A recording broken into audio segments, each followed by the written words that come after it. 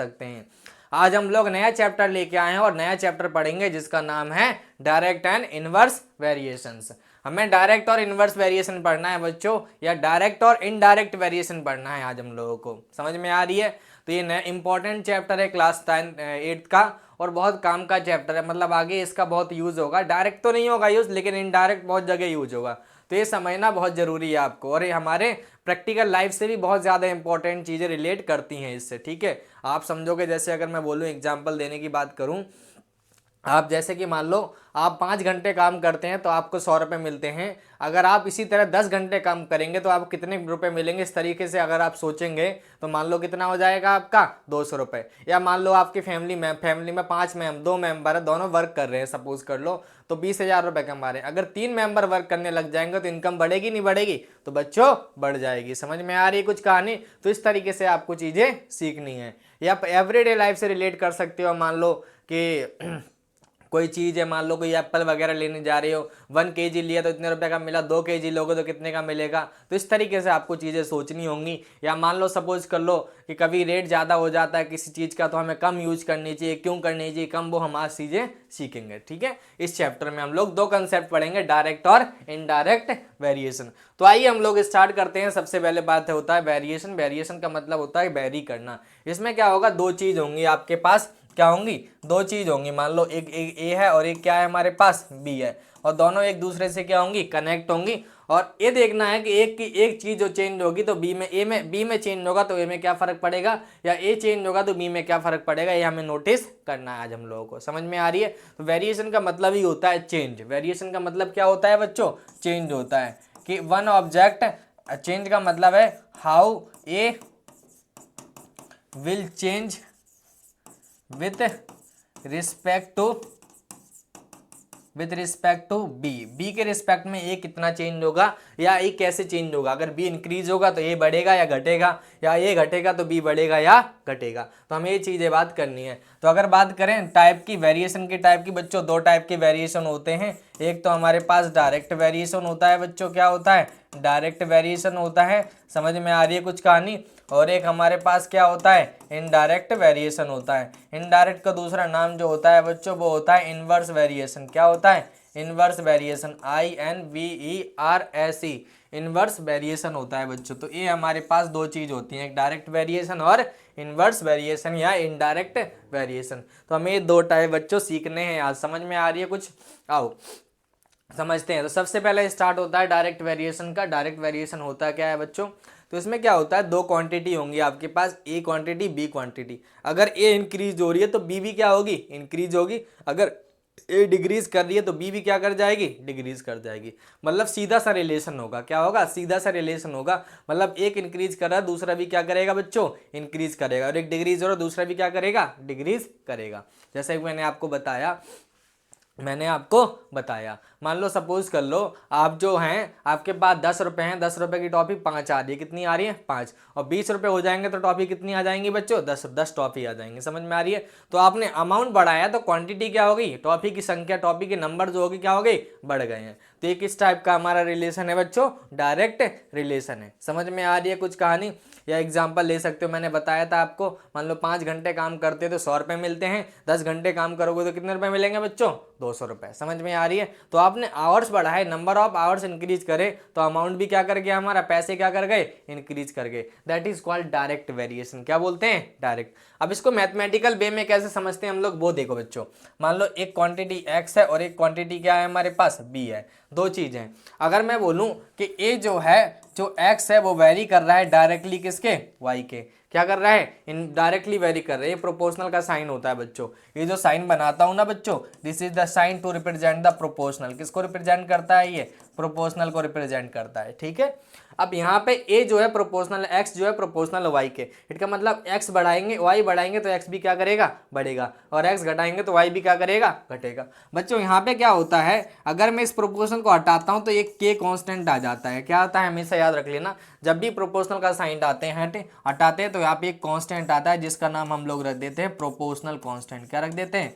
Proportional constant. तो जो के है हमारा वो क्या है बच्चों, प्रोपोर्शनल कांस्टेंट है, ठीक है। यहाँ पे तो x इक्वल टू के वाई आ गया, तो बच्चों x अपॉन वाई किसके बराबर हो जाएगा बच्चों, k के बराबर हो जाएगा। ये हमारी कंडीशन है किसकी, this is condition for what, direct proportion, this is condition for what, direct proportion. समझ में आ रही है, या डायरेक्ट वेरिएशन, ये डायरेक्ट वेरिएशन की या डायरेक्ट प्रोपोर्शन की क्या है बच्चों, कंडीशंस है।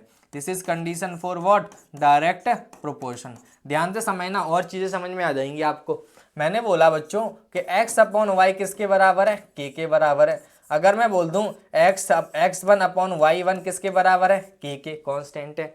इसी तरह अगर मैं बोल दूं, एक क्वेश्चन फर्स्ट है बच्चों, अगर मैं बोल दूं कि x2 अपॉन y2 भी किसके बराबर होगा सर, k के बराबर होगा, कांस्टेंट ही रहने वाला है, तो ये क्या हो जाएगा हमारा, दूसरी क्वांटिटी। अगर मैं बोलूं कि मैं अगर दोनों इक्वेशन को ले लूं, फ्रॉम फर्स्ट एंड सेकंड कर दूं बच्चों, फ्रॉम फर्स्ट एंड सेकंड समझ में आ रहा है, दोनों के इक्वल है, तो आपको ये समझ में आनी चाहिए कि x1 अपॉन y1 किसके बराबर हो जाएगा बच्चों, x2 अपॉन y2 के। तो ये फॉर्मूला आपको याद कर लेना है, this is condition, this is original condition. उसको याद करो ना करो, ये जरूर याद कर लेना, this is original condition for what, direct variation, this is original condition for what, direct variation. ये डायरेक्ट वेरिएशन के लिए कंडीशन है x1 अपॉन y1 इक्वल होगा x2 अपॉन y2 के।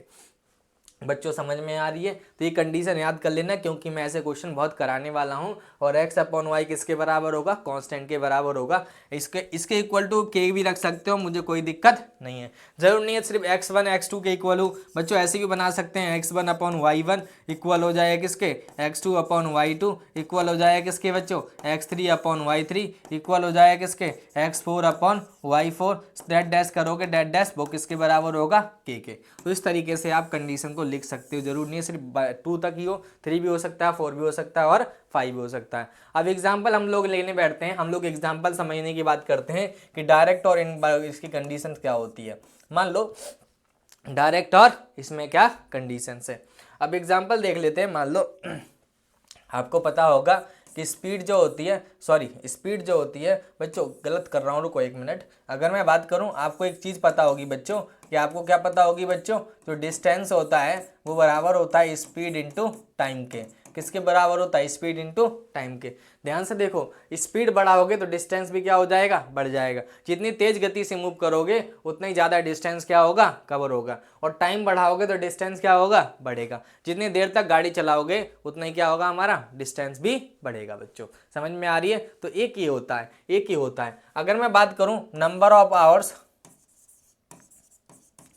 ऑफ आवर्स और सैलरी या इनकम, समझ में आ रही है, सैलरी या इनकम, इन दोनों में जो रिलेशन होगा वो कैसा होगा, हमारा डायरेक्ट का होगा बच्चों। कैसा होगा, डायरेक्ट का, कि नंबर ऑफ आवर्स बढ़ाओगे और सैलरी क्या होगी हमारी, बढ़ेगी। जितने ज़्यादा काम करोगे उतने ज़्यादा अमाउंट ज़्यादा आएगा। तो एग्जाम्पल है, अब हम लोग क्वेश्चन करेंगे, वहाँ बहुत सारे एग्जाम्पल आएंगे। जो मैंने पढ़ाया है या जो मैं आपको अंडरलाइन करके दे रहा हूँ वो आपको 100% याद करके रखना है बच्चों। क्या क्या याद करना है, एक तो ये चीज़ याद कर लेनी है बच्चों, और एक चीज़ ये याद कर लेनी है आपको। समझ में आ रही है कुछ कहानी, ये 2 चीज़ आपको अच्छे से याद कर लेनी है। किसके लिए बच्चों, डायरेक्ट के लिए, ताकि आप क्वेश्चन कर पाओ। और डायरेक्ट का एक ही फॉर्मूला है, आपको ये समझना 2 चीज़ है, अगर एक इंक्रीज हो रही है तो दूसरी भी क्या कर रही होगी बच्चों, इंक्रीज कर रही होगी। समझ में आई। आओ अब हम लोग डायरेक्ट क्या कर लेते हैं, कुछ क्वेश्चन कर लेते हैं बच्चों। समझो, इसमें बोला है in which of the following, table आपको दिख रही होगी, नहीं दिख रही है तो मैं लिख दूंगा, कोई दिक्कत नहीं है। ये बोल रहा है कि हमारे पास टेबल है और इनमें जो रिलेशन है वो बताना है डायरेक्ट है कि नहीं है।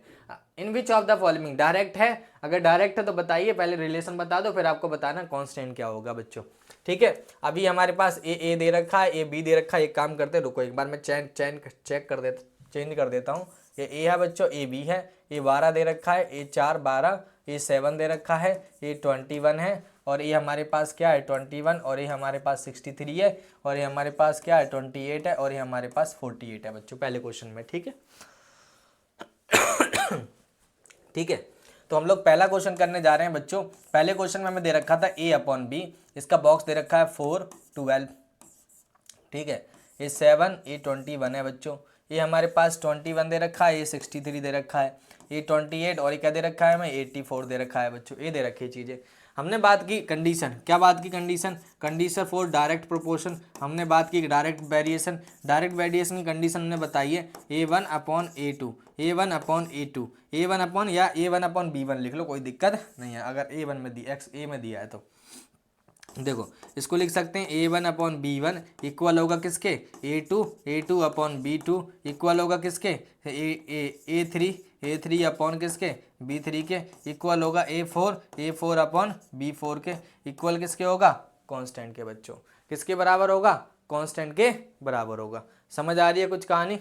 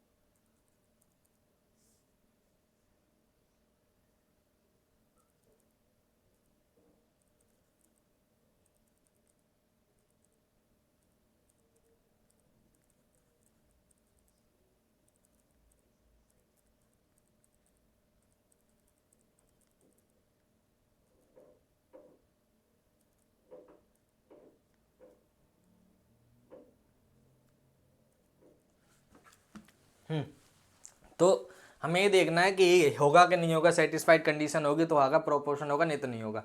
बच्चों A1 हो जाएगा, A2 हो जाएगा, ध्यान से देखोगे तो ये क्या बन जाएगा 4/12, और ये कितना हो जाएगा हमारा 4/12। 4/12 की वैल्यू कितनी आ जाएगी बच्चों, 4/12 को सॉल्व करोगे ए आ जाएगा हमारा कितना 1/3। इसी तरह 7/21 करोगे तो ये बन जाएगा हमारा कितना 1/3। इसी तरह 21/63 करोगे तो ये बन जाएगा 1/3। 28/84 करोगे बच्चों तो ये भी आ जाएगा हमारा 1/3। देखो सभी में सेम चीज़ आई है तो हम बोल सकते हैं कि जो पहली वाली चीज़ है वो डायरेक्ट प्रोपोर्शन में है। फर्स्ट आंसर जो है वो डायरेक्ट में है, ये तो डायरेक्ट में है। अब बोला था के की वैल्यू क्या हो, कांस्टेंट की वैल्यू कितनी होगी बच्चों 1/3 हो जाएगी। कितनी होगी बच्चों 1/3 हो जाएगी।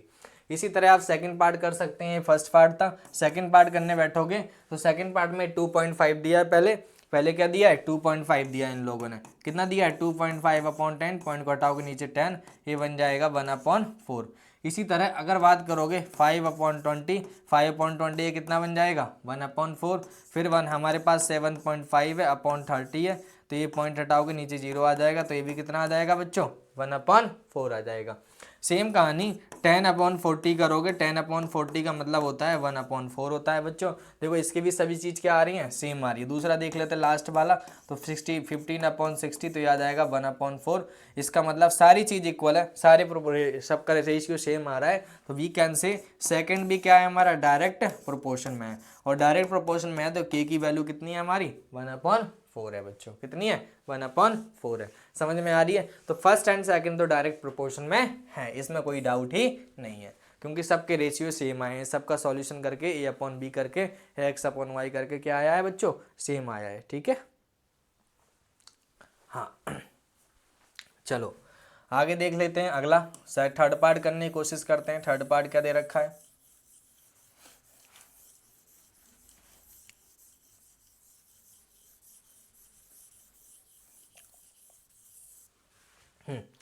थर्ड पार्ट में बोला है हमें, थर्ड पार्ट में बोला है कि A/B दे रखा है, ये 1/2 है, ये 2/1 है, 3/6 है, और ये 4/3 है, और ये हमारे पास 5/2/5 है बच्चों, ये दे रखा है हमको। सबसे पहले हम बात करेंगे A1/A2 की, A1/B1 की, ये हो जाएगा बच्चों 1/2। इसी तरह हम बात करेंगे A2/B2 की, तो ये बन जाएगा 2/1। इसी तरह बात करेंगे A3/B3 v3 की, तो ये बन जाएगा 3/6 जो कि हो जाएगा 1/2। बच्चों यहाँ पे देखो यहीं गलत हो गया तो आगे जाने की जरूरत ही नहीं है। आपको दिख रहा है कि sir a1/b1 not equal to आया किसके, a2/b2 के, तो हम बोलेंगे जो थर्ड क्वेश्चन है हमारा, जो थर्ड क्वेश्चन है नॉट इन डायरेक्ट प्रोपोर्शन, ये डायरेक्ट प्रोपोर्शन में नहीं है, डायरेक्ट वेरिएशन में नहीं है, या डायरेक्टली वेरी नहीं कर रहे हैं बच्चों, समझ आ रही है। तो थर्ड हमारा नहीं होगा क्योंकि हमारा दो ही आगे वाले जो हैं उनमें सेम चीज नहीं आई है। चलिए बच्चे अगला क्वेश्चन कर लेते हैं, ध्यान से देखो। चलो क्या बोला है, कंप्लीट द टेबल, और कंप्लीट करना है टेबल, हमें बोल रखा है कि डायरेक्ट प्रोपोर्शन में दे रखे हैं, आप इसको टेबल कंप्लीट करके दिखा दो। ठीक है बच्चे हम करेंगे, आप करो कोशिश एक बार। ठीक है, हमें बोला है टेबल कंप्लीट करनी है और डायरेक्ट प्रोपोर्शन में दे रखा है बच्चों। देखो हमें पहले वाले क्वेश्चन की बात कर लेते हैं, इसे फर्स्ट है, ठीक है, ये हमारा सेकंड है और ये हमारा क्या है, थर्ड है बच्चों। मैं दो करूंगा, फर्स्ट और सेकंड, आपको थर्ड अपने आप करना होगा।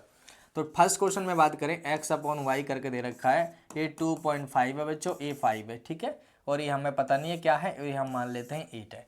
ध्यान से देखना, ये भी नहीं पता हमको लेकिन इसको 12 दे रखी है नीचे, ये हमें 15 दे रखा है लेकिन इसकी वैल्यू हमें नहीं पता, ये भी नहीं पता हमें, और ये कितना दे रखा है 36 दे रखा है बच्चों। ध्यान से देखना, ये x बना तो ये क्या बन जाएगा x2 बच्चों, ये क्या बन जाएगा हमारा x3, और ये क्या बन जाएगा हमारा y4, और ये क्या बन जाएगा हमारा x5 बच्चों।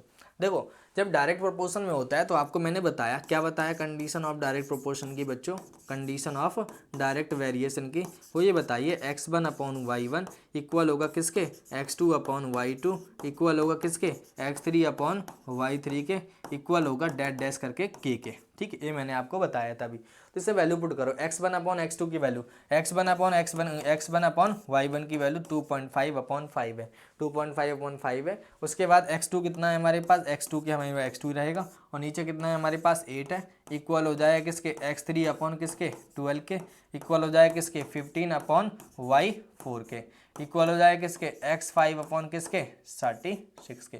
ये हमारे पास दे रखी हैं चीज़ें। अब जो जो तुम्हें लिखनी है वो ले लो भाई, इन दो को फर्स्ट ले लो, इन दो को सॉल्व हो जाएगा क्वेश्चन।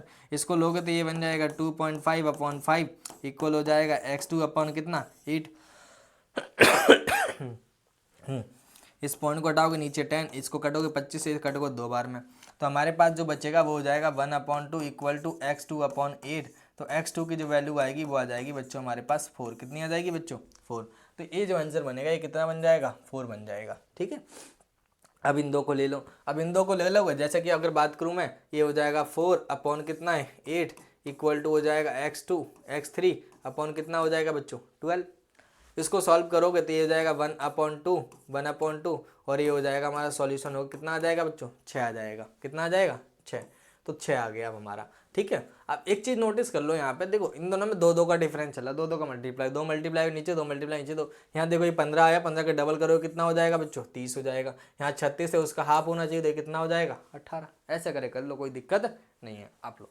ठीक है, समझ आ रही है। तो इस तरीके से हम लोग ये क्वेश्चन को कर सकते हैं। अब मुझे आप बता दो मैं कौन सा क्वेश्चन करूँ, क्वेश्चन नंबर 3 करूँ, क्वेश्चन नंबर 2 करूँ, क्योंकि मैं एक ही क्वेश्चन करूँगा, एक से ज़्यादा नहीं करूँगा, अब आपको करने पड़ेंगे। ठीक है, आ जाओ।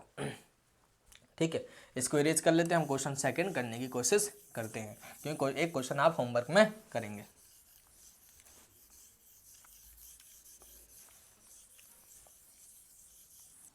हाँ भाई, क्वेश्चन 2 हमें क्या बोल रहा है, क्वेश्चन 2 बोल रहा है हमें x दे रखा है और y दे रखा है। x हमारे पास 5/18 है, यहाँ पे पता नहीं है हमें, इसे x2 मान लेते हैं, और नीचे 12 है। इसे दे रखा है 10 और इसे हमें पता नहीं है, जबकि y3 है, ये हमारे पास 35 है, और ये हमारे पास कितना है y4 है, ये हमारे पास 25 है, और ये हमारे पास y5 है बच्चों। ये चीज़ दे रखी है हम लोगों को। अब आपको पता है कि जब डायरेक्ट होता है तो हमें पता है 5/8 किसके बराबर होना चाहिए बच्चों, x2 किसके 12 के, इक्वल होने चाहिए किसके 10/y3 के, इक्वल होने चाहिए किसके 35/y4 के, इक्वल होने चाहिए किसके 25/y5 के बच्चों, ये होना चाहिए। तो अब इन दो को ले लो, पहले फर्स्ट और 2 को ले लो, उन दोनों को सॉल्व कर लो। जैसे सॉल्व करोगे तो ये बन जाएगा 5/18 इंटू 12 इक्वल टू कितना बन जाएगा हमारा x2। इसको कट करो कितनी बार में भाई 2 बार में, इसको कट करो 3 बार में, तो ये आ जाएगा 15/2 जो कि 7.5 होगा बच्चों। तो x2 की वैल्यू जो होगी वो आ जाएगी 7.5, मतलब 7.5, या आप बोल सकते हो 15/3। ठीक है, कोई भी आंसर 15/2 सॉरी। ठीक है। अब ए आ गया तो अब और कोई भी ले लो, मान लो इस फर्स्ट और लास्ट को ले लेते हैं, फर्स्ट और सेकंड को ले लेते हैं, फर्स्ट और थर्ड को। मान लो 5/18 है और मैं इक्वल टू 10 अपॉन क्या रख लेता हूँ, y3 रख लेता हूँ, ए वैल्यू रख दी मैंने। ठीक है, इसको सॉल्व कर लेते हैं बच्चों। इसको सॉल्व करने बैठोगे तो y3 की जो वैल्यू आने वाली वो 10 × 8, 8 उधर चला जाएगा मल्टीप्लाई होकर, 5 नीचे आ जाएगा डिवाइड होने, ये कट जाएगा 2 बार में, तो y3 की जो वैल्यू आएगी वो आ जाएगी 16। कितनी आ जाएगी बच्चों, 16। तो यहाँ पे आंसर आ जाएगा आपका 16। समझ आई कुछ कहानी। तो y3 की जो वैल्यू है वो 16 हो जाएगी। उसके बाद अगर देखें हम लोग लिख सकते हैं 5/8 इक्वल हो जाएगा किसके, 35/y4 के, ये हो जाएगा बच्चों। अब इसको सॉल्व कर लेते हैं। इसको सॉल्व करने बैठोगे तो y4 की जो वैल्यू होगी वो आ जाएगी 35 × 8 अपॉन कितना हो जाएगा हमारा 5, 5 से कट जाएगा कितनी बार में, 7 बार में। तो y जो 4 की वैल्यू होगी वो होगी 56 होगी बच्चों। कितनी होगी, 56। तो इसकी जो वैल्यू आएगी वो आ जाएगी 56। इसी तरह लास्ट वाला कर लेते हैं, एक बार जल्दी खत्म कर देते हैं। हमारे पास 5/8 इक्वल हो जाएगा किसके, 25 अपॉन किसके, y5 के। तो यहाँ से y5 की जो वैल्यू आने वाली है वो 25 × 8 अपॉन 5, 5 से 5 कट जाएगा, कितना आ जाएगा 5। तो y5 की जो वैल्यू आएगी वो आ जाएगी हमारी 40। कितनी आ जाएगी बच्चों, 40। ठीक है, तो ये आंसर हमारे पास 40 आ गया। ठीक है, तो ये दूसरी टेबल ही मैंने भर दी है, अगली आप भरनी है। ठीक है, आप भर सकते हैं, जैसे मेरे को सॉल्व करोगे तो ये बन जाएगा कितना, 2/5। इसको करोगे कितना हो जाएगा, 2/5। तो 2/5 कब होगा बच्चों, ये देखो हमारे पास 2 बनाना है और इसको क्या बनाना है 5, तो इसको 50 लिख लो बच्चों। ठीक है, 50 कर लेते हैं क्योंकि इससे 5 से मल्टीप्लाई हुआ है, इसको 5 10 से कर लो, 5 से करोगे 10 आया, 5 से करोगे 25। अच्छा ऐसा है क्या, 25 होना चाहिए, गलत कर दिया। ठीक है, अब इसको मल्टीप्लाई करो, इसको देखोगे किससे कराए, इससे मल्टीप्लाई भाई, 8 से कराया तो 8 से आप ऊपर कर दो, 8 से करोगे 16 आ जाएगा। समझ आ रही है कुछ कहानी। अब उसको देख लो, ऊपर वाले में 2 था, यहाँ पे कितना है 20, 10 से कराया तो इसमें भी 10 से कर लो, कितना आ जाएगा 50। लो हो गया, बन गया अगला भी, कोई दिक्कत थोड़ी ना, ऐसे कर सकते हो डायरेक्ट। ठीक है, आप कैसे भी क्वेश्चन कर लो। चलें अगला क्वेश्चन, नेक्स्ट क्वेश्चन कर लेते हैं, क्वेश्चन सेकंड था। हाँ भाई, अब थोड़े से क्वेश्चन स्टार्ट होंगे, आप अच्छे से पढ़ना। आप क्या बोल रहा है, if 1 kg of sugar contain this, 1 kg sugar जो है, मान लो शुगर का हम लोग x मान लेते हैं, ये शुगर है। ठीक है, और ये क्रिस्टल्स है। शुगर को x से रिप्रेजेंट कर रहे हैं और शुगर को x से और क्रिस्टल को y से। ठीक है, हमें ये 1 kg दे रखा है, तो ये कितना दे रखा है, 2.25 × 10⁻⁷। ठीक है, ध्यान से देखना। उसके बाद बोला है हाउ मैनी क्रिस्टल 2 × 2 kg, अगर इसको 2 kg बनाते हैं तो ये कितना होगा, मतलब y2 की वैल्यू क्या होगी हमें ये बताना है। अब तुम्हें जानोगे डायरेक्ट इनडायरेक्ट, देखो अगर 1 kg शुगर का अमाउंट बढ़ाओगे तो नंबर ऑफ क्रिस्टल बढ़ेंगे कि नहीं बढ़ेंगे भाई, नॉर्मल सी बात है। अगर क्वांटिटी बढ़ाओगे तो क्रिस्टल बढ़ेंगे, जो पार्टिकल्स है वो बढ़ जाएंगे। समझ आ रही है कुछ कहानी। तो ये डायरेक्ट प्रोपोर्शन का है, और डायरेक्ट प्रोपोर्शन की कंडीशन मैंने आपको बताई है। क्या कंडीशन है डायरेक्ट प्रोपोर्शन की, तो कंडीशन अगर बात करूँ, कंडीशन फॉर डायरेक्ट वेरिएशन वो है हमारे पास x1/y1 इक्वल होगा x2/y2 के। ठीक है, एक कंडीशन है।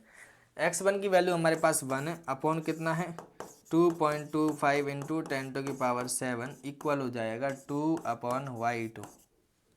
इसको सॉल्व कर लो, इसको सॉल्व कर लो क्रॉस मल्टीप्लाई करके, इसमें कुछ नहीं करना आपको। ये 1 × y2 हो जाएगा, ये 2 × 2.25 × कितना हो जाएगा 10⁻⁷, तो ये बन जाएगा y2 बच्चों।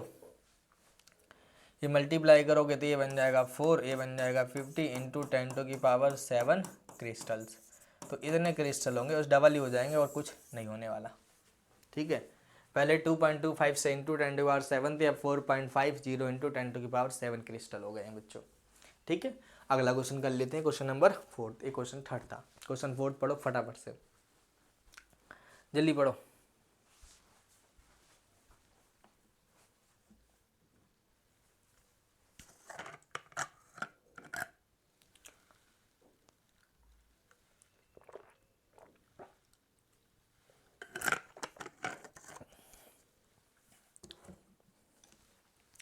हाँ भाई, ये 10 metre 50 centimetre high vertical pole cast a shadow. भाई समझो, इस टाइप का होता है, ये पोल होता है। देखो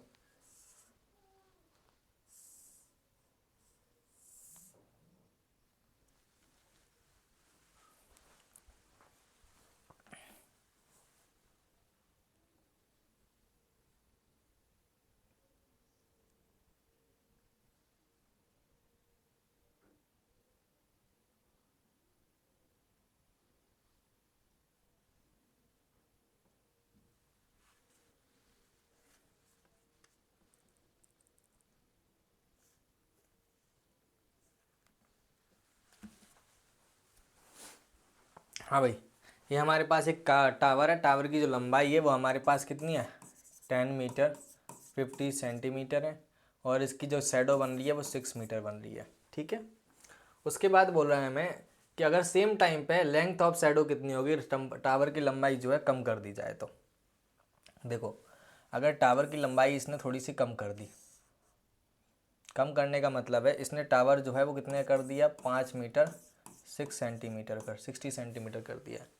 तो इसकी शैडो क्या होगी बच्चों, देखो जितना ज़्यादा टावर की लंबाई होगी इतनी ज़्यादा शैडो बढ़ेगी, और जितनी कम होगी इसकी शैडो क्या होगी, उतनी ही कम होगी। तो शैडो और height of tower, height of tower और वर्सेस शैडो ऑफ टावर की बात करें, शैडो की, तो कैसा रिलेशन है वो बच्चों, डायरेक्ट वेरिएशन का है। कैसा रिलेशन है, डायरेक्ट वेरिएशन का। और डायरेक्ट की आपको कंडीशन पता है, क्या direct condition, x1 upon y1 equal to हो जाएगा x2 अपॉन y2। हम मान लेते हैं जो हाइट है वो x1 है, इसकी कितनी दे रखी है इन लोगों ने, 10 metre 50 centimetre. You can write 10.5 metre, कोई दिक्कत नहीं है।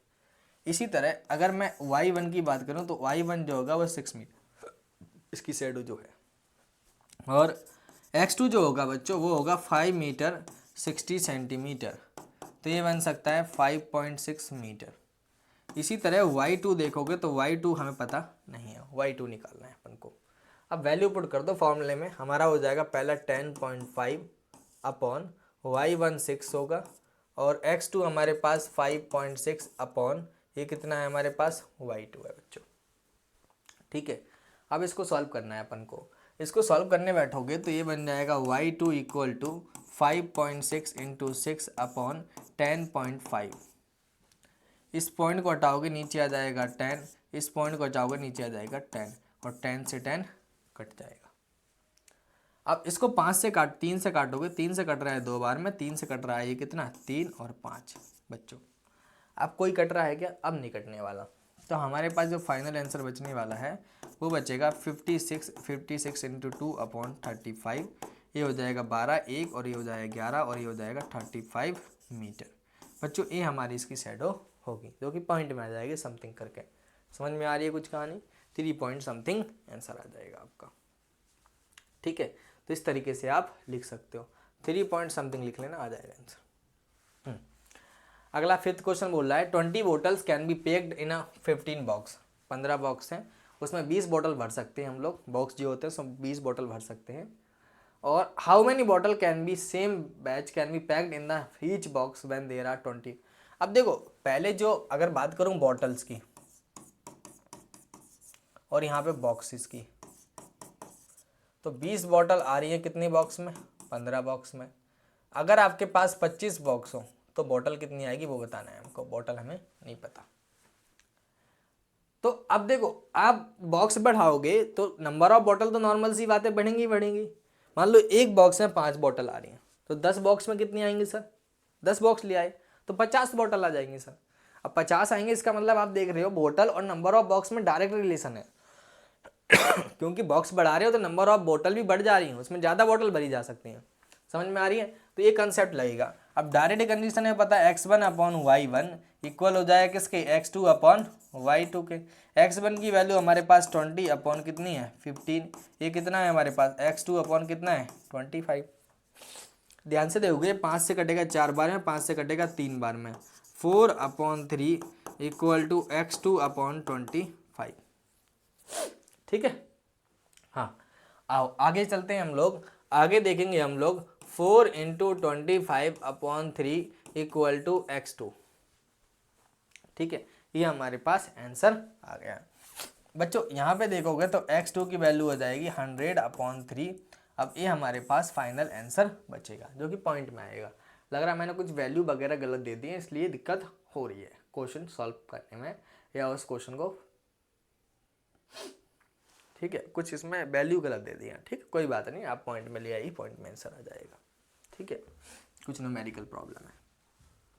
नाउ क्वेश्चन नंबर हमारा 6 क्या बोलता है, पढ़ो। Rohit bought 12 registers for this, find the cost of 7 each 7 such register. देखो रोहित जो है वो रजिस्टर ले रहा है और यहाँ पे कॉस्ट है। अगर वो 12 रजिस्टर लेता है तो उसको कितने रुपए के पड़ते हैं, 156 रुपए के। इसने बोला अगर 7 रजिस्टर लेता है तो कॉस्ट कितनी पड़ेगी, आप बता दो। देखो, आप दुकान में गए, आपने एक बुक ली, एक बुक है 100 रुपए की, आप गए दुकान में, तो मुझे बताओ 5 बुक कितने की आएंगी बच्चे? सर आप बोल रहे हैं 5 बुक जो आएंगी 500 रुपए की आ जाएंगी। देखो, आपने नंबर ऑफ बॉक्स को 4 बढ़ा दिया तो इसमें पैसे भी तो बढ़ गए हैं। तो कॉस्ट और नंबर ऑफ बुक्स में रिलेशन कैसा है बच्चों, डायरेक्ट का है। कैसा है, डायरेक्ट का। तो डायरेक्ट का कंसेप्ट लगाओगे तो x1 अपॉन y1 इक्वल हो जाएगा किसके, x2 अपॉन y2 के। x1 की जो वैल्यू है वो हमारे पास 12 अपॉन कितनी है, 156 है, इक्वल टू कितना है हमारे पास, x2 अपॉन 7। अब देखो ध्यान से, इसको 12 से कट कर लो। अगर 12 से कट रहा है तो इसको कट कर देते, 12 से नहीं कट रहा, आई थिंक सो कट तो रहा है 13 बार।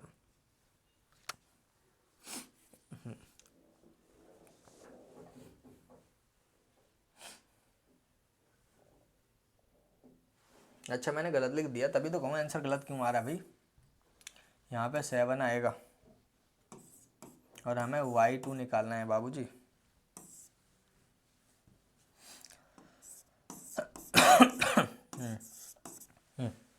अब कर लो, ए हो जाएगा 13 बार में 1, तो 1/13 इक्वल टू कितना हो जाएगा, 7/y2। तो y2 की वैल्यू हो जाएगी 7 × 13। तो y2 जो आएगा हमारा वो आ जाएगा, इसको इससे मल्टीप्लाई कर लो, ये बन जाएगा 91 रुपीज़ की। ठीक है, 91 रुपीज़ की आएंगे हमारे 7 रजिस्टर्स। ये था हमारा क्वेश्चन नंबर 7 या 6 है बच्चों। ठीक है, अगला क्वेश्चन पढ़ो फटाफट से। Sunita types 180 words in 1 hours. ठीक है, सुनीता जो है नंबर ऑफ वर्ड्स टाइप करेगी, यहाँ नंबर ऑफ वर्ड्स होंगे, यहाँ पे नंबर ऑफ आवर्स होंगे। तो 1080 वर्ड टाइप कर रही है 1 घंटे में, तो कितने वर्ड टाइप करेगी वो, कितने, 36 मिनट में बच्चों। यहाँ पे बोला है 36 मिनट में कितने करेगी, हमको ये बताना है। देखो 1 घंटे का मतलब होता है ये मिनट है और ये 36 मिनट है। 1 घंटे का बच्चों होता है मतलब क्या होता है, 60 मिनट हो जाएगा, तो इसे 60 मिनट लिख सकते हैं। ये हमारे पास क्या है बच्चों, x2 है। आपको पता होना चाहिए x1 अपॉन y1 इक्वल होगा किसके, x2 अपॉन y2 के। अब x1 जो है हमारे पास ये है और हमारे पास इसकी वैल्यू जो है वो 60 है और इसकी जो वैल्यू है वो x2 अपॉन कितना है, 36 है बच्चों। इसको कट कर दोगे ये कट जाएगा 0 0, ये 6 से कट कर जाओगे तो ये बन जाएगा 1 और ये कटेगा हमारा 8। तो 18 × 36 इक्वल टू आ जाएगा x2 बच्चों। ठीक है, और उसको करोगे तो ये आ जाएगा 648 इक्वल टू x2। तो नंबर ऑफ वर्ड जो 36 मिनट में टाइप होंगे वो 648 होंगे, जबकि 1 घंटे में कितने टाइप कर पा रही है सुनीता, 1080। तो 36 मिनट में कितने करेगी, 648 वर्ड ओनली। कितने, 648। चलो, इन 15 days the earth picks up this kg of dust from the atmosphere. ठीक है, 15 दिन में जो अर्थ है वो कितने पार्टिकल, कितने kg डस्ट पिक कर लेती है एटमोसफेयर से, इतना। तो हाउ मैनी डेज, अगर इतने kg हों तो कितने डेज लगेंगे। तो यहाँ पे नंबर ऑफ डेज लिख लो ऊपर सबसे पहले। किसी को भी x ले सकते हैं, किसी को भी y, नो नीड, ऐसा कुछ नहीं है कि मैं इसको x लूँ इसको y लूँ। और यहाँ पे हो जाएगा हमारा अमाउंट ऑफ डस्ट, और डस्ट किस में लेना है हमको, kg में। नंबर ऑफ डेज जो है पहले वाले में 15 है, तो डस्ट का अमाउंट जो है 1.2 × 10⁻⁴ कितना है, 8 kg है। और इसमें अगर नंबर ऑफ डेज में कर लूँ तो इसे मान लेते हैं x2, तो ये बन जाएगा 4.8 × 10⁸ kg बच्चों। ये हो गया हमारा आंसर। अब आपको पता होना चाहिए कि x1 अपॉन y1 इक्वल हो जाएगा x2 अपॉन y2 के।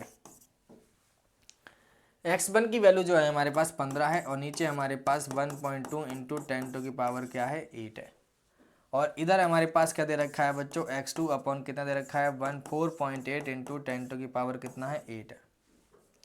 अब आप क्रॉस मल्टीप्लाई करोगे तो क्रॉस मल्टीप्लाई करते ही ये बन जाएगा 15 × 4.8 × 10⁻⁸ अपॉन ये 1.2 इंटू 10 टू की पावर कितना बन जाएगा 8 इक्वल टू कितना बन जाएगा x2। बच्चों इससे ये कट जाएगा और इससे ये कट जाएगा 4 बार में, तो y x2 की जो वैल्यू आएगी वो 15 इंटू कितनी आ जाएगी बच्चों 4 आ जाएगी। तो x2 की जो वैल्यू है वो आ जाएगी 60 डे। कितने दिन लग जाएंगे उसको 60 डेज लगेंगे। समझ में आ रही है। तो हमारे जो डेज लगने वाले हैं वो कितने लगने वाले हैं 16 डेज लगने वाले हैं। हाँ, क्वेश्चन नंबर आता है हमारा 9। आई थिंक ये लास्ट क्वेश्चन होना चाहिए, सेकंड लास्ट होना चाहिए डायरेक्ट का, क्योंकि हम लोग आज बात करेंगे अब इनवर्स की। क्या बोल रहा है कि 11 मैन कैन डिग इतना metre long trench in one day. एक दिन में इतना लंबाई खींच सकते हैं, मतलब खोद सकते हैं, डिग कर सकते हैं। तो how many man should be employed for digging 27 metre long. कितने लोग चाहिए कि अगर 27 मीटर लॉन्ग ट्रेंच करनी है, सेम डेज है। नंबर ऑफ डेज इसने फिक्स कर लिया, मतलब 2 ही वेरिएबल है आपके पास। तीसरा वेरिएबल नंबर ऑफ डे है, लेकिन एक डे हमने फिक्स कर लिया, ठीक है। 2 वेरिएबल की बात कर रहे हैं। तो यहाँ पे हम लोग बात करेंगे नंबर ऑफ मैन की, ये बात करेंगे ट्रेंच की, ठीक है। इसमें जो लग रहे हैं 11 मैन लग रहे हैं, इसकी लंबाई जो है 27/4 मीटर है। और अगर इसमें बात करूं तो इसकी है हमारी कितनी, इसे हमें पता नहीं है कितने हैं, ये x2 है और इसे मान लेते हैं 27 मीटर है, ठीक है। हमें डायरेक्ट वाला को क्वेश्चन है, क्योंकि नंबर ऑफ मैन बढ़ाएंगे तो नंबर ऑफ लेंथ जो है मीटर जो है डेप्थ है वो बढ़ जाएगी। तो x1/y1 इक्वल होगा x2/y2 के। x1 की जो वैल्यू है वो हमारे पास 11 है और x2 की वैल्यू y2 की वैल्यू जो है 17/27/4 है। और ये हमारे पास x2 अपॉन कितना है 20। ये बच्चों 4 ऊपर चला जाएगा, तो 11 into 4 into upon 27 equal to कितना हो जाएगा x2/27 के। अब 27 से 27 कट जाएगा, तो x2 की जो वैल्यू आएगी 11 इंटू 4, ये आ जाएगा हमारा 44 मैन। तो how many man should be required, तो कितने मैन चाहिए होंगे 44 मैन चाहिए होंगे, तब उसकी लंबाई कितनी हो पाएगी, उसकी जो लेंथ होगी वो 27 होगी। समझ में आ रही है। तो हाउ मैनी मैन रिक्वायर्ड, तो आप बोलेंगे 44 मैन रिक्वायर्ड होंगे। Now what is inverse variation, तो इनवर्स में 2 क्वांटिटी होंगे, लेकिन एक क्वांटिटी बढ़ेगी तो दूसरी क्या हो जाएगी घट जाएगी, ठीक है।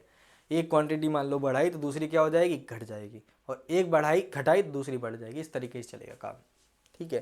जैसे मान लो सपोज कर लो आप 2 लोग हैं, अगर आप एक बंदा काम कर रहा है तो उसको 5 दिन लगेंगे। अगर वही काम 2 बंदे मिलके करेंगे तो नंबर ऑफ डेज क्या होंगे थोड़े से कम हो जाएंगे। तो आप देख रहे हैं कि number of days number of people मैंने बढ़ा दिए हैं, तो नंबर ऑफ डेज क्या हो गए हैं कम हो गए हैं। तो इस तरीके से एक ऐसा रिलेशन होता है, इनवर्स का रिलेशन होता है, ठीक है।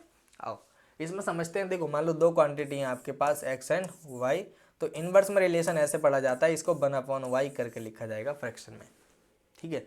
डायरेक्ट में डायरेक्ट y लिखते थे, यहाँ 1/y करके लिखा जाएगा। सेम कहानी यहाँ पे होगी कि हमारे पास क्या आ जाएगा k/y बन जाएगा। k प्रोपोर्शनल कांस्टेंट है, यहाँ पे जो k है बच्चों वो प्रोपोर्शनल कांस्टेंट है, ठीक है।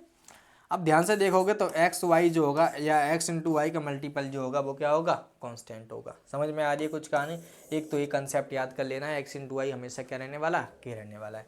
अब आप मुझे बताओ मैं x1 इंटू वाई1 क्या लिख सकता हूँ k लिख सकता हूँ। सेम कहानी x2 इंटू वाई2 किसके बराबर लिख सकता हूँ बच्चों k के बराबर लिख सकता हूँ। तो x1 और x जो x सेम है तो x1 y1 इंटू इक्वल हो जाएगा x2 y2 के। समझ में आ रही है। तो ये हमारे पास कंडीशन निकल के आ गई किसकी इनवर्स की। तो ये कंडीशन आपको अच्छे से याद कर लेनी है, कंडीशन फॉर इनवर्स वेरिएशन बच्चों। x1 y1 इक्वल हो जाएगा x2 y2 के, ठीक है। आओ in which of the following tables A and B varies inversely. कौन कौन सी टेबल हमें बोल रखा है, कौन कौन वेरी कर रहा है इनवर्सली। बच्चों मैंने बताया कंडीशन क्या बताइए, कंडीशन ए है इनवर्सली की कि हमारे पास x1 y1 इक्वल होना चाहिए x2 y2 इक्वल होना चाहिए x3 y3 इक्वल होना चाहिए x4 y4 इक्वल टू किसके के। हमारे पास ये चीज़ तो होनी ही चाहिए, तभी हो पाएगा वरना नहीं हो पाएगा, ठीक है। समझ आ रही है बच्चों। तो ये x1 y1 इक्वल होगा x2 y2 इक्वल होगा x3 y3 इक्वल होगा x4 y4। देखो पहले हमारे पास दे रखा है 8 इंटू 32, ठीक है। और उसके बाद 16 इंटू 16 दे रखा है, उसके बाद 32 इंटू 38 दे रखा है, 8 दे रखा है, ये 256 इंटू 1 दे रखा है। देखो सबका सेम आएगा तो सही है ना, तो गलत है।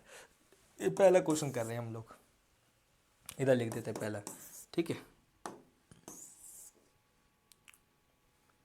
ये फर्स्ट क्वेश्चन कर रहे हैं, इन दोनों का मल्टीप्लाई करोगे ये आ जाएगा 256, ये आ जाएगा 256, ये आ जाएगा 256, ये आ जाएगा 256। सभी में सेम है तो हम बोल सकते हैं इन्वर्स वेरिएशन है पहला वाला। तो पहला वाला तो रिलेशन इन्वर्स का है ही, कोई दिक्कत नहीं है। अगला वाला देख लेते हैं, सेकंड पार्ट। बच्चों ये जो है फर्स्ट पार्ट है, ये सेकंड पार्ट है, और ये क्या है हमारा थर्ड पार्ट है। फर्स्ट पार्ट में लगाओ दोबारा से वही, क्या हो जाएगा 9 इंटू 8 इक्वल हो जाएगा 8 इंटू 4 इक्वल हो जाएगा 2 इंटू 30 इक्वल हो जाएगा 12 इंटू 6। बच्चों ए बन जाएगा 72, ए बन जाएगा 72, ए बन जाएगा 60, ठीक है, और ए बन जाएगा 72। तो बच्चों यहाँ पे देखो ए गलत आ गया है, ठीक है। ये चीज़ जो है, अच्छा ए वाली चीज़ जो है ये गलत आ गई है, ठीक है। तो ए इन्वर्स का क्वेश्चन नहीं है क्योंकि ये वेरी नहीं कर रहे इन्वर्सली, ठीक है।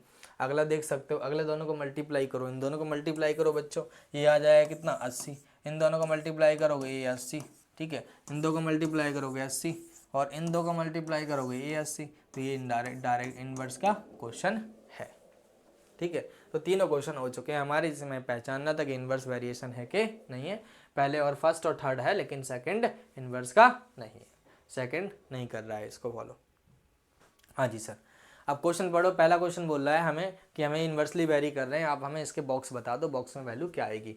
मान लेते हैं फर्स्ट क्वेश्चन है और ये क्या है हमारे पास सेकंड है। हमें इसकी वैल्यू चाहिए मतलब y2 चाहिए, इसकी वैल्यू चाहिए मतलब x1 x3 चाहिए, और इसकी वैल्यू चाहिए मतलब y4 चाहिए, और इसकी वैल्यू चाहिए मतलब y5 चाहिए। अपन को ये वैल्यू चाहिए। अब आपको पता होगा पहले वाले क्वेश्चन में आपको मैंने बताया x1 y1 इक्वल होगा किसके, x2 y2 इक्वल होगा x3 y3 इक्वल होगा किसके, ऐसे कर करके डैश डैश करके x5 y5। x1 की वैल्यू देखो ये रही, तो हमारे पास क्या हो जाएगा 8 इंटू कितना हो जाएगा बच्चों 10, ये हो जाएगा 2 इंटू y2 इक्वल हो जाएगा किसके x3 इंटू 20 के इक्वल हो जाएगा 5 इंटू y4 के इक्वल हो जाएगा 1 इंटू y5 के। हाँ इन दोनों में देख लो, इन दोनों को ले लो, 8 इंटू 10 इक्वल हो जाएगा 2 इंटू y2 के। तो y2 की वैल्यू हो जाएगी हमारी 8 इंटू 10 अपॉन 2, इससे कट जाएगा 4, तो y2 की जो वैल्यू आ जाएगी वो आ जाएगी 40। कितनी आ जाएगी 40। अब इन दो को ले लो, इसको ले लो, लास्ट फर्स्ट को लो, 80 इक्वल टू हो जाएगा x3 इंटू कितना है बच्चों 20, तो x3 की वैल्यू कितनी आ जाएगी 4 आ जाएगी। तो यहाँ कितना आ रहा है हमारा 4 आ रहा है, और ये कितना आया हमारे पास 40 आया है, ठीक है। हाँ अब लास्ट और इसको ले लो, इसको ले लो और फर्स्ट को ले लो, तो 80 इक्वल हो जाएगा किसके 5 इंटू y4 के। तो यहाँ से y4 की जो वैल्यू आएगी वो आ जाएगी 16। कितनी आ जाएगी 16। समझ आ रही है। सेम कहानी अगला कर लो। अगला देखोगे तो हमारे पास 1 इंटू y5 इक्वल टू कितना होगा 80, तो y5 की जो वैल्यू आएगी बच्चों वो आ जाएगी 80। कितनी आ जाएगी 80, ये 80 आ गया, ठीक है। तो ये हमारे पास फर्स्ट क्वेश्चन डन। हम लोग अब करेंगे सेकंड क्वेश्चन कि सेकंड क्वेश्चन होगा कैसे, ठीक है। इसको नोट फटाफट से आप कर लो।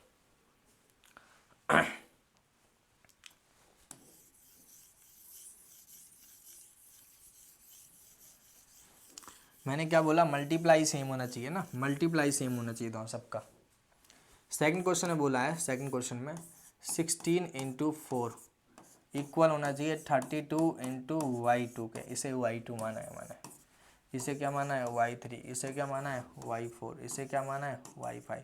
हमें सबकी वैल्यू निकाल डालनी फटाफट से। और ये होना चाहिए 8 इंटू y, 8 इंटू किसके y3 के इक्वल होना चाहिए 128 इंटू किसके y4 के इक्वल होना चाहिए 256 इंटू y5 के।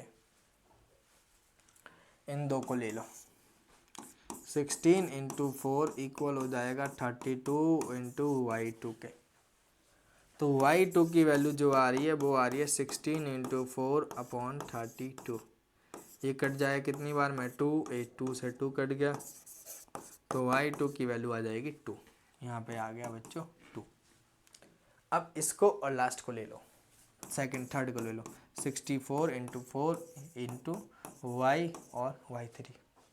तो यहाँ से y3 की जो वैल्यू आएगी बच्चों वो आएगी 16 इंटू 4 अपॉन कितना आ जाएगा बच्चों 8। 8 से कट गया कितनी बार में 2 बार में, तो y3 की जो वैल्यू आ गई है वो 8 आ गई है बच्चों। कितनी आ गई है 8। तो यहाँ पे वैल्यू क्या रख दोगे 8 रख दोगे। समझ आ रही है। अगला करने जाओगे तो 16 इंटू 4 इक्वल हो जाएगा 128 इंटू y4 के। तो y4 की जो वैल्यू होगी वो होगी 16 इंटू 4 अपॉन 128 के। इससे कट कर दोगे 16 से कट जाएगा कितनी बार 16 से कितनी बार में कट जाएगा ये 8 बार में। 8 से कट कर दोगे 2 बार में, तो ये आ जाएगा हमारा 1/2 करके। ठीक है। तो y4 की जो वैल्यू होगी वो आ जाएगी 1/2। ठीक है। सेम कहानी अगर बात करोगे 16 इंटू 4 इक्वल हो जाएगा 256 इंटू y5 के। तो y5 की जो वैल्यू आ जाएगी वो 16 इंटू 4 अपॉन 256 के। ये 16 से 16 साफ, ये 4 से कट करोगे 1/4। तो y5 की जो वैल्यू आएगी वो आएगी 1/4। इसकी जो वैल्यू आएगी 1/4 आएगी। समझ आ रही है। तो एक की वैल्यू 4, एक की वैल्यू 2, फिर 4, फिर 8, फिर 1/2, फिर 1/4, ऐसे होते जा रही है। समझ में आ रही है। This is called inversely relation. चलो अब हम लोग क्वेश्चन आगे करते हैं। पढ़ो इस क्वेश्चन को कि 120 मैन हैड फूड प्रोविजन। 120 लोगों का खाना रखा है जो कि कितने दिन तक चल सकता है 200 दिन तक। ठीक है। अगर 5 दिन बाद 30 मैन डाइट कर जाते हैं, 5 दिन बाद 30 मैन डाइट कर गए हैं, तो ये खाना कितने दिन तक चला है बच्चों। ठीक है। अगर 5 दिन बाद खाना 30 मैन डाइट कर जाते हैं तो मुझे ये बताना है कि कितने दिन तक चलेगा। ठीक है। वैसे अगर 120 होते हैं तो कितने दिन तक चलना चाहिए 200 तक। 5 मैन करके मतलब कितने मैन बचे 30 मैन करके तो मतलब 90 मैन बचे। तो how long will the remaining food, कितने दिन तक चलेगा ये बताना है। ठीक है। देखो ध्यान से, यहाँ पे नंबर ऑफ मैन लिख लो, यहाँ पे लिख लो डेज। अगर 120 मैन होते हैं तो कितने दिन तक चलने वाला है खाना 200। अगर 5 दिन बाद मर गए, ठीक है, मतलब 5 दिन बाद चले गए तो कितने बचेंगे हमारे पास 190 ओनली। तो ये कितना होगा ये बताना है। बताओ अब मुझे बताओ, अगर मैन बढ़ाओगे तो जो नंबर ऑफ डेज है वो कम होते जाएंगे। ठीक है। क्योंकि अगर आप मान लो खाना 20 दिन के लिए खाना है, 20 लोग रह सकते हैं, 20 दिन चलेगा खाना, 40 लोग कर दोगे आप तो खाना कम, नंबर ऑफ डेज तो घट जाने हैं ना, नॉर्मल सी बात है। ठीक है। तो इस टाइप के रिलेशन को बोलते हैं इनडायरेक्ट रिलेशन या इनवर्स रिलेशन। तो इनवर्स की कंडीशन आप यहाँ पे लगा लो, जो कि आपको पता है क्या होती है, x1 इंटू y1 इक्वल होगा किसके x2 इंटू y2 के। तो ये हो जाएगा 120 इंटू 200 इक्वल टू कितना हो जाएगा 90 इंटू वॉट दिस। तो अब इसको सॉल्व करोगे तो ये बन जाएगा दिस अपॉन 90। ठीक है। तो ये 0 से 0 कट जाएगा, 3 से काटोगे 4 बार में, 3 से काटोगे 3 बार में, इसको मल्टीप्लाई करोगे ये बन जाएगा 800 अपॉन 3 और y2। तो यहाँ से y2 की जो वैल्यू आने वाली है बच्चों, वो y2 की वैल्यू जो आएगी वो आ जाएगी हमारी 800 अपॉन 3 डेज, जो ही कुछ आ जाएगा आंसर समथिंग करके। ठीक है। आगे बात समझ में। तो इतने दिन तक खाना चलेगा हमारा। आओ चलें अगला क्वेश्चन।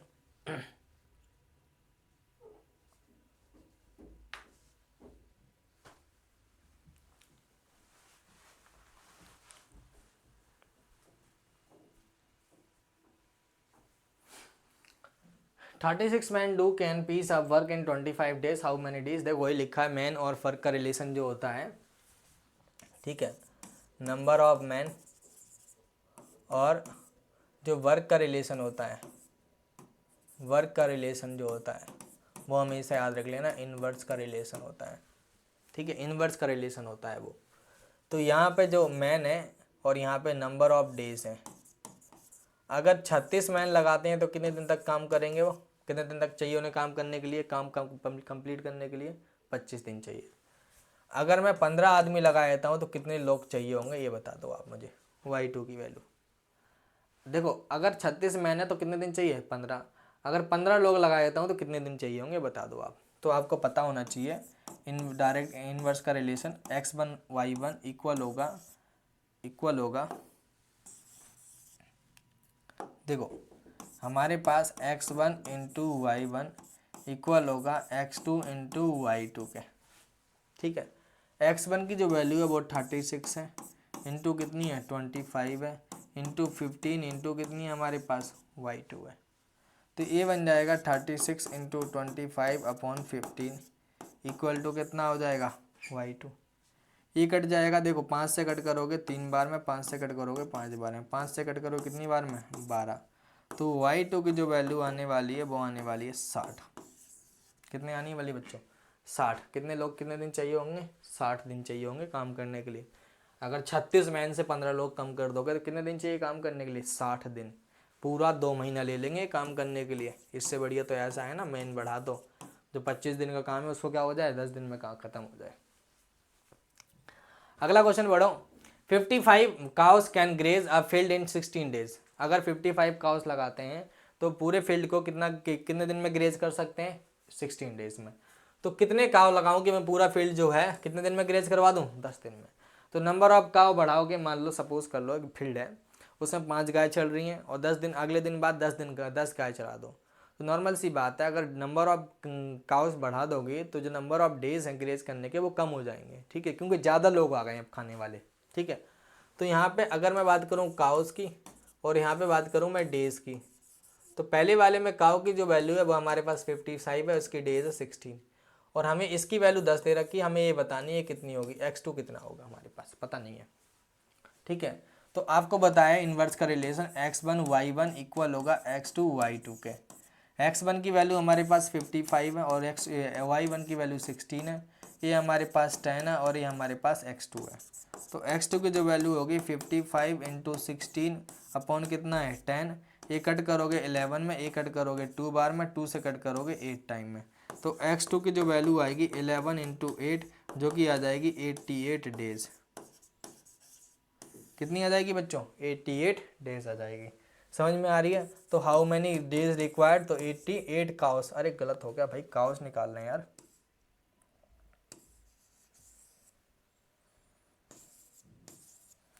एट्टी 88 काउस चाहिए होंगे अगर 10 दिन में ग्रेज को खाली करवाना है, फील्ड साफ करना है तो। 55 गाय एक फील्ड को कितने दिन में साफ कर देंगी? 16 दिन में, ठीक है। अगर अच्छा मुझे 10 दिन में साफ करवाना तो कितने गाय चाहिए मुझे? 88 काउस चाहिए, ठीक है। अगला क्वेश्चन पढ़ो। A car can finish a certain journey in 10 hours at the speed of this. उसे एक डिस्टेंस कवर करने में डिस्टेंस 10 घंटे चाहिए अगर स्पीड से चलता है इतना, ठीक है। तो how much speed is increase so that only 8 hours. देखो सेम डिस्टेंस है, हमें बोला स्पीड, और स्पीड वर्सेस याद रख लेना, जो स्पीड निकालने का फॉर्मूला होता है वो होता है डिस्टेंस अपॉन टाइम। तो आप चीज़ें नोटिस करो, अगर टाइम बढ़ा रहे हो तो डिस्टेंस कम हो, स्पीड कम होगी, और टाइम घटेगा तो स्पीड बढ़ेगी, इन्वर्सली रिलेशन है। तो आप ये बोल सकते हो कि स्पीड और टाइम में जो रिलेशन होगा वो कैसा होगा हमारा? इन्वर्सली रिलेशन होगा। कैसा होगा? इन्वर्सली। अब मुझे बताओ अगर मैं स्पीड लिख लूँ यहाँ पे और यहाँ पे क्या लिख लूँ? टाइम। तो स्पीड कितनी है मेरे पास? 48 किलोमीटर पर आवर्स, और यहाँ पे 10 है, और यहाँ पे हमें पता नहीं है, इसको x2 मान लेते हैं, ये हमारे पास 8 है। तो आपको इन्वर्स का रिलेशन बताया x1 y1 इक्वल हो जाएगा x2 और y2 के। x1 की वैल्यू हमारे पास 48 है इंटू 10 है, ये आ जाएगा x2 इंटू कितना हो जाएगा 8। तो x2 की वैल्यू आ जाएगी 48 इंटू 10 अपॉन 8, ये कट जाएगा कितनी बार में? 6 बार में, ये हो जाएगा 60।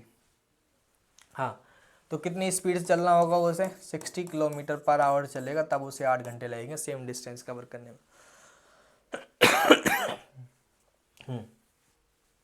ठीक है बच्चों, तो ये था हमारा क्वेश्चन नंबर 15। आते हैं क्वेश्चन नंबर किसमें?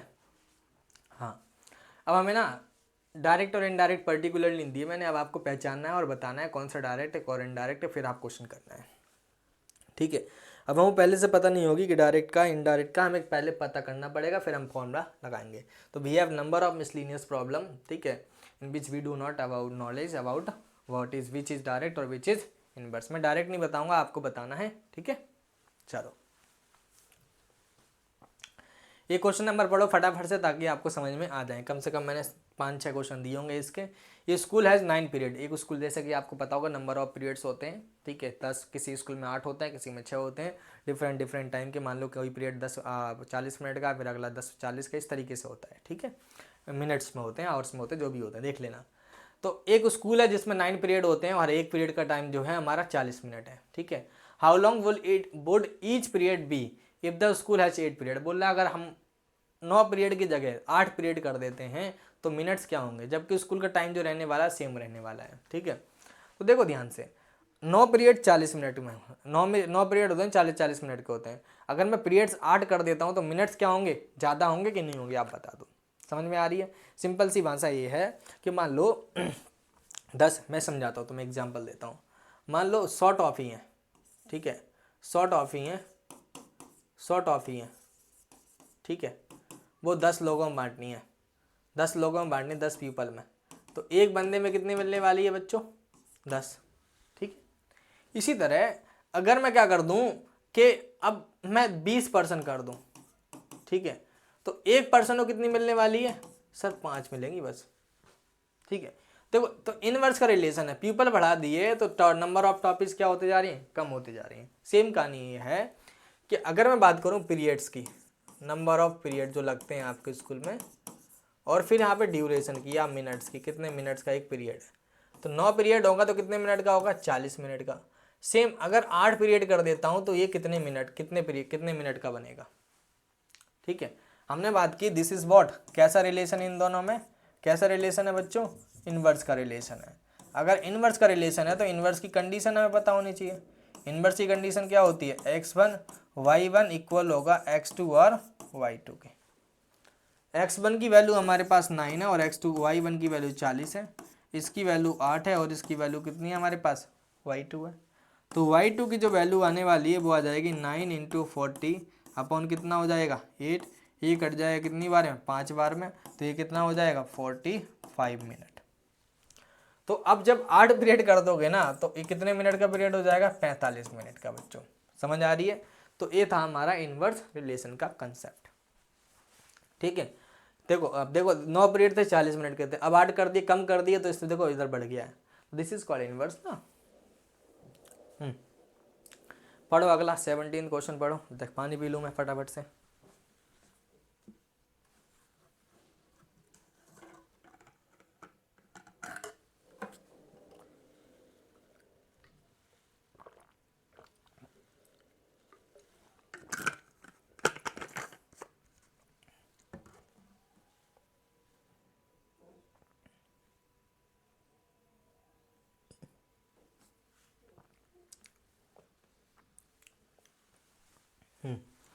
A loaded truck travels 160 kilometre in 5 hours. How far can travel in 25 minutes? Speed और टाइम, डिस्टेंस और टाइम में रिलेशन दे रखा है, डायरेक्ट होता है, ठीक है, क्योंकि आपको पता होना चाहिए डिस्टेंस इक्वल होता है स्पीड इनटू टाइम के। तो अब देखो स्पीड, डिस्टेंस और टाइम में डायरेक्ट का रिलेशन है, ठीक है। तो हमें डिस्टेंस दे रखा है पहले वाले केस में और दूसरे वाले में टाइम दे रखा है। डिस्टेंस कितना है हमारे पास 168 किलोमीटर और ये कितना है हमारे पास 5 आवर्स, और हमें ये पता नहीं है, इसको x2 मान लेते हैं, और ये 25 मिनट्स है बच्चों। अब देखो ये मिनट में है तो ये भी मिनट में कन्वर्ट कर लो ताकि सेम यूनिट हो जाए।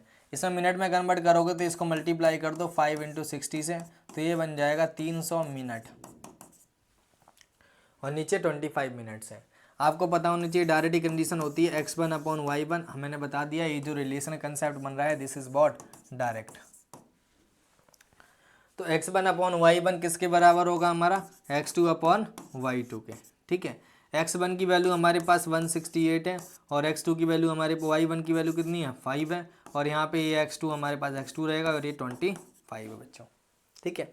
आप क्रॉस मल्टीप्लाई करने बैठोगे तो ये हो जाएगा हमारा 168 × 25 अपॉन 5 इक्वल हो जाएगा किसके, x2 के। ये 5 से 5 कट जाएगा 5 से 5 कटेगा तो 168 इंटू 5 इक्वल हो जाएगा किसके, x2 के। इसको इससे मल्टीप्लाई कर लो 40, 4 हासिल, इसको करोगे 30, 30 4 34, 3, इसको करोगे 5 और 3 8 इक्वल टू x2 आ गया। तो x2 की जो वैल्यू आने वाली है बच्चों वो 840 आ जाएगी। कितनी आ जाएगी, 840। x2 की जो वैल्यू आएगी वो आ जाएगी 840 किलोमीटर्स। क्या बकवास है सर, आपने क्या क्वेश्चन करा है, बिल्कुल बेकार सा क्वेश्चन था ये तो। क्वेश्चन गलत हो गया बाबूजी, सोचो क्या गलत हो गया है। यहाँ 300 लिखना था, 5 नहीं लिखना था।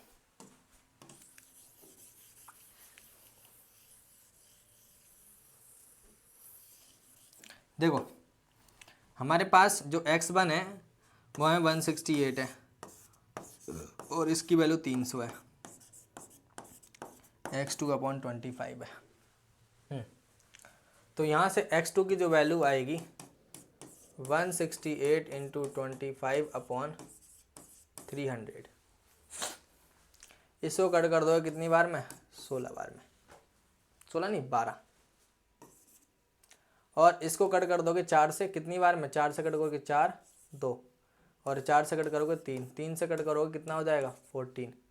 तो x2 की जो वैल्यू होगी वो होगी 14 किलोमीटर जस्ट। कितने किलोमीटर कवर करेगा, 14 किलोमीटर ओनली जस्ट। ठीक है, 25 मिनट में कितनी कवर कर पाएगा वो, 14 किलोमीटर। ठीक है, अगला क्वेश्चन पढ़ लो। नेक्स्ट क्वेश्चन क्या बोल रहा है।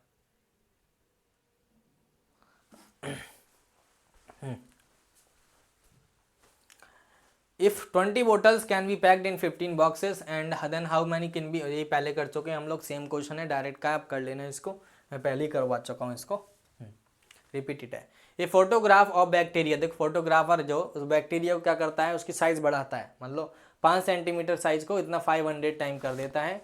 ठीक है, और what is the actual length of the bacteria, क्या होगी if the photograph in 100 length. ठीक है, अगर एक्चुअल साइज क्या होगी इसकी, अगर लेंथ क्या कर दे, what would be its in large length, उसकी लार्ज लेंथ क्या होगी। देखो उसने उसकी जो फोटोग्राफ थी उसने 500 टाइम बढ़ा दिया है, उसको 5 सेंटीमीटर कर दिया है। 50,000 बढ़ाने के बाद उसकी लेंथ कितनी हुई है, इतनी 5 सेंटीमीटर हुई है। ठीक है, तो एक्चुअल में उसकी लेंथ कितनी होगी, तो बच्चों जो एक्चुअल लेंथ होगी ना, जो एक्चुअल लेंथ होगी वो होगी 5 अपॉन कितना हो जाएगा 5000 सेंटीमीटर, जो कि बन जाएगा 1000 सेंटीमीटर। समझ आ रही है, जो कि हम लोग लिख सकते हैं 1 अपॉन 10⁴, और इसको लिखा जा सकता है 10⁻⁻4 सेंटीमीटर। समझ आ रही है बच्चों, ये होगी इसकी एक्चुअल लेंथ। अब बोल रहा है अगर वो 200 टाइम बढ़ा देता है तो कितनी होगी, 20,000 टाइम बढ़ा देता है तो क्या होगी लेंथ। तो कुछ नहीं, 20,000 से क्या कर दो, मल्टीप्लाई कर दो इसको, 1400, ये 4 से 4 कट गया तो ये कितना आ जाएगा 2 सेंटीमीटर जस्ट। कितना सेंटीमीटर आएगा, 2 सेंटीमीटर। तो इसकी हो जाएगी हमारी actual, I mean in large length, जब उसको 200 टाइम बढ़ा देंगे। हाँ, if a box of sweets is divided into 24 childrens we will get. देखो अगर 24 चिल्ड्रन में डिवाइड करते हैं तो 5-5 स्वीट मिलेंगे। अगर कितने स्वीट मिलेंगे अगर चिल्ड्रन रिड्यूस कर दें, देखो नंबर ऑफ पीपल्स बढ़ा रहे हैं तो स्वीट्स की संख्या बढ़नी चाहिए, या घटा रहे हैं तो घटनी चाहिए। ठीक है, तो यहाँ पे अगर मैं बात करूँ नंबर ऑफ चिल्ड्रंस की, और यहाँ पे बात करूँ स्वीट्स की, तो नंबर ऑफ चिल्ड्रंस कितने हैं यहाँ पे 24 है। ठीक है, और यहाँ पे कितने हैं, ये 5 है। इसको स्वीट्स जो मिल रहे हैं, अगर मैंने 20 4 कम कर दिए तो कितने हो जाएंगे 20, और हमें ये बताना है y2 कितना होगा। और मैंने बोला ये कैसा क्वेश्चन है, डायरेक्ट का क्वेश्चन है। ठीक है, नहीं इन्वर्स का क्वेश्चन है ना भाई, चिल्ड्रन बढ़ाओगे तो वो क्या होंगे, वो कम होते जाएंगे। x1 y1 इक्वल हो जाएगा x2 और y2 के। ये 24 इंटू 5 इक्वल हो जाएगा 20 इंटू y2 के। तो 24 इंटू 5 अपॉन कितना हो जाएगा 20, और ये हो जाएगा y2। ये 5 से 5 कट गया कितनी बार में, 4 बार में, 4 से कट जाएगा 6, तो y2 की वैल्यू जो होगी 6 आएगी। तो हर एक बंदे को कितने स्वीट्स मिलेंगे, 6 स्वीट्स मिलेंगे। कितने मिलेंगे, 6 स्वीट्स। समझ आ रही है कुछ कहानी। ठीक है, तो ये क्वेश्चन नंबर था हमारा लास्ट क्वेश्चन। उसके बाद हम लोग नया चैप्टर स्टार्ट करेंगे। आपका काम है प्रैक्टिस करते रहना। समझ में आ रही है? मैंने 20-22 क्वेश्चन कराए हैं, आप इसको सॉल्व कर लेना। आज के लिए इतना ही। थैंक यू, धन्यवाद।